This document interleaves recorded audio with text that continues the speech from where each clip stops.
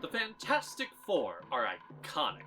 The first family spreads hope throughout the Marvel Universe and our own universe. Despite some occasional edge, like, say, the Thing getting depressed about Wolverine slashing his face so he wears a bucket on his head, the very unfortunate Fantastic film, and Reed Richards being part of the Illuminati.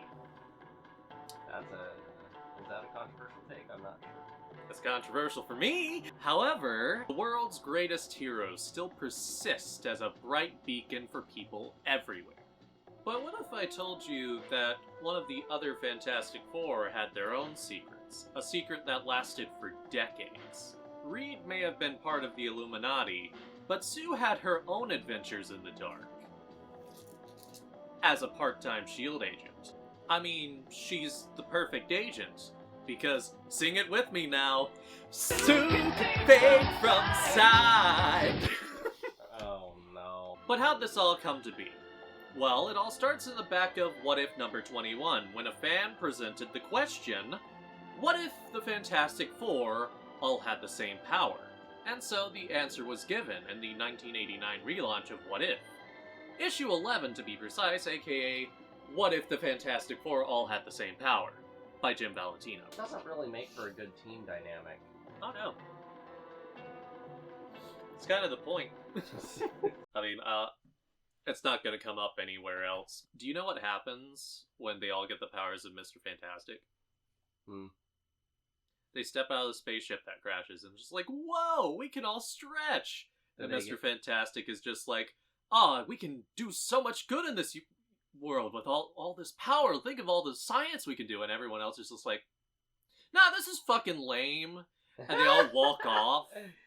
And, like, Johnny becomes, like, a celebrity with his stretchy powers, and Reed becomes just a scientist. I forget what the other two do, but... The comic is separated into 4 different stories representing each universe that they all have the same power in. Our main focus today is the universe where they all have the power of the Invisible Woman. In this universe, Nick Fury picks up the Fantastic Four after they crash their spaceship and discover that they have the powers of invisibility. And with that, they help Nick Fury found S.H.I.E.L.D. Each of them uses their specific power and their expertise to help S.H.I.E.L.D. Reed is the head of research and development, obviously. Ben is the head of recruit training and piloting because of his military background and his pilot experience. Johnny is the head of vehicle maintenance and design because, well, he likes cars. And Sue is head receptionist. She is the chief dispatch officer in charge of internal communications. Right. Because she's a woman? Don't be mad at me, I didn't write it. Unfortunately, this is gonna be a recurring problem in this story. Dr. Doom shows up and enacts his plan from his debut issue, Fantastic Four Issue 5. Instead of kidnapping Sue, he kidnaps Reed. Don't get too excited, Ben and Johnny are gonna get most of the action. Sue is left to push a button to help Reed from suffocating, of course. Jesus, at least in Fantastic Four Issue 5, she's a damsel in distress, but she uses Doom's underestimation of her to save the other 3 from suffocating. Hell, Reed doesn't get to do anything in this issue, but he's the one that gets to carry an invisible machine gun on the cover. Anyway, the 4, but mostly Ben and Johnny, defeat Doom and put him into S.H.I.E.L.D. custody. Now, that was pretty underwhelming for Sue's first mission as a S.H.I.E.L.D. agent. But just you wait, true believers. Wait for 17 years until Marvel Adventures number 18, written by Zeb Wells. Menace! A feckless, treacherous, unhinged menace! Calm down, Spider-Man fans. And drawn by Kano. Not that one, but a pretty sick pseudonym. This isn't part of main 616 canon, but we're getting ever so closer. Marvel Adventures is its own continuity aimed at much younger fans of the Marvel Universe. Given that Marvel Comics in the 2000s could be a little questionable for parents looking for comics for their kids, it was a welcome opportunity. Plus, they're not drowning in continuity. We start off with the Fantastic Four fighting Paste Pot Pete, or the Trapster if you don't want to die laughing saying that name. Peace, bud, peace. Hasty, more likely. Sue's the one playing damage control, saving her team's asses and directing the team's tactics. But after Trapster's defeated, the public fawns over the rest of the team. Sue sulks off before almost getting grabbed, but she absolutely demolishes her supposed kidnappers. Turns out they're S.H.I.E.L.D. agents, and Nick Fury has had an interest in the Invisible Woman. Not that way! He sees her potential as a secret agent and wants to hire her. Initially, she turns down Fury's offer, but after the rest of the first family makes her feel, well, invisible, she accepts the position. Very expectedly, she's a great spy. She can literally blend in with her surroundings, go incognito in a crowd, and most importantly, kick ass. Sue goes on several missions after, and Fury even offers her a position as an equal, not just another agent. But this double life is taking its toll on Sue. She wants to join S.H.I.E.L.D. full-time because she feels abandoned and ignored by her family. She's decided to come clean to the family. The boys are very receptive to Susan's distress, but their conversation is interrupted by the local news, finally airing their news piece from the Trapster fight weeks later.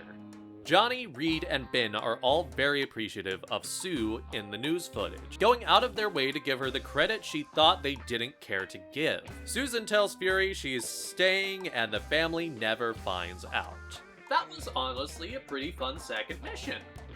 Much better than her first. But when are we going to arrive to 616? Fear not, faithful viewer, for in 2015, she would officially, canonically, be a S.H.I.E.L.D. agent in S.H.I.E.L.D. Issue 4, naturally. Written by Mark Waid and Chris Sprouse.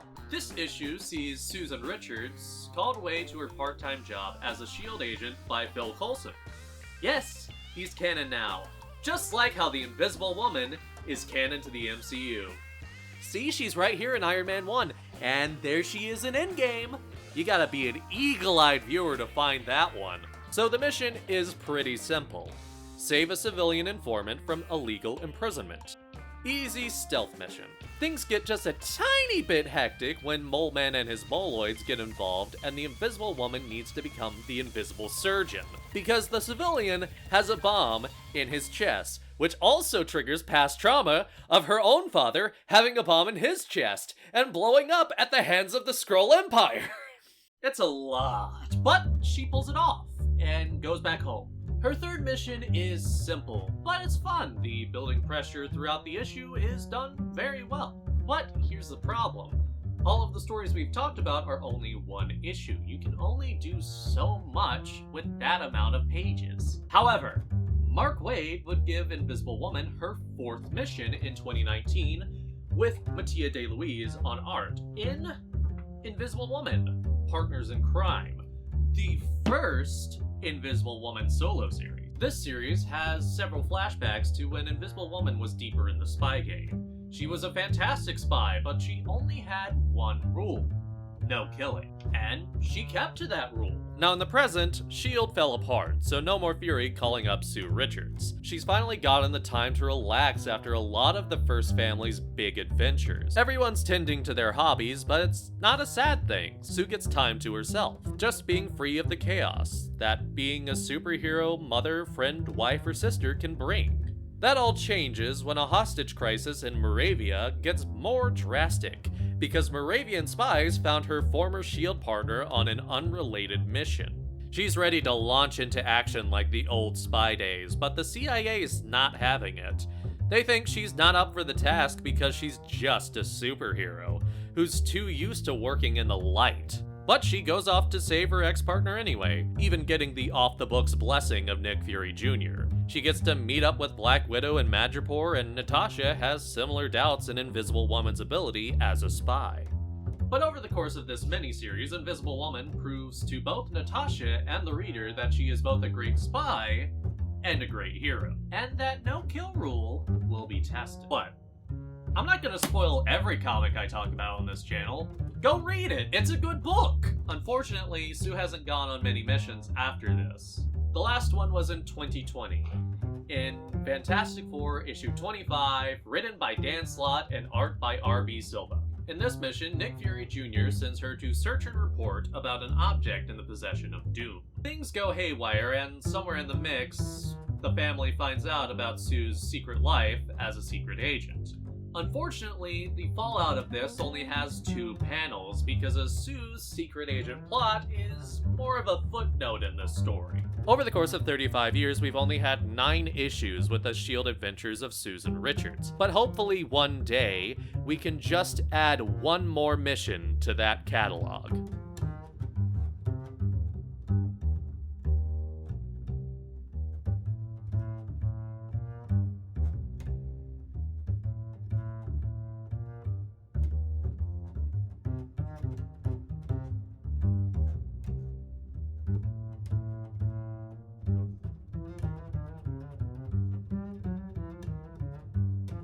I'm going to put it back in its sleeve.